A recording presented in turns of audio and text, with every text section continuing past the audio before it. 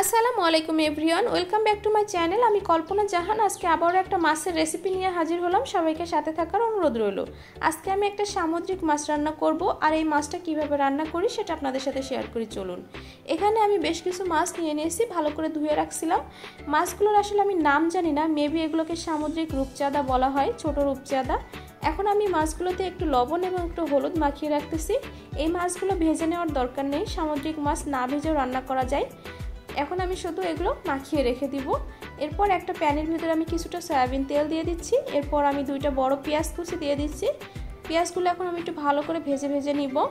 এই মাছ রান্নাটা কিন্তু খুব সহজ এবং খেতেও ভালো লাগে। এরপর আমি দিয়ে দিচ্ছি কিছু কাঁচামরিচ কুচি। এখন একসাথে এগুলো ভেজে নিব। এরপর দিয়ে দিব আমি হাফ চামচের মতো লবণ। যেহেতু আমি মাছে লবণ মাখিয়ে রেখেছি, এর থেকে বেশি আর দিব না। এরপর আমি দিয়ে দিচ্ছি 1 চামচ রসুন বাটা। তারপর আমি আবার একটু ভালো করে ভেজে নিচ্ছি। এখন আমি দিয়ে দিব একটা টমেটো কুচি। এখন একসাথে আবারও ভালো করে একটু ভেজে নিব। এরপর আমি দিয়ে দিচ্ছি সামান্য একটু পানি। এখন আমি একটু ভালো করে নাড়াচাড়া করে নিব। এরপর আমি দিয়ে দিচ্ছি হাফ চামচ জিরা গুঁড়া, হাফ চামচ হলুদ গুঁড়া। এখন এই মশলাটা খুব ভালো করে আমি কষিয়ে নিব। মশলাটা যত সুন্দর করে কষানো হবে তত সুন্দর লাগবে এই মাছ রান্নাটা।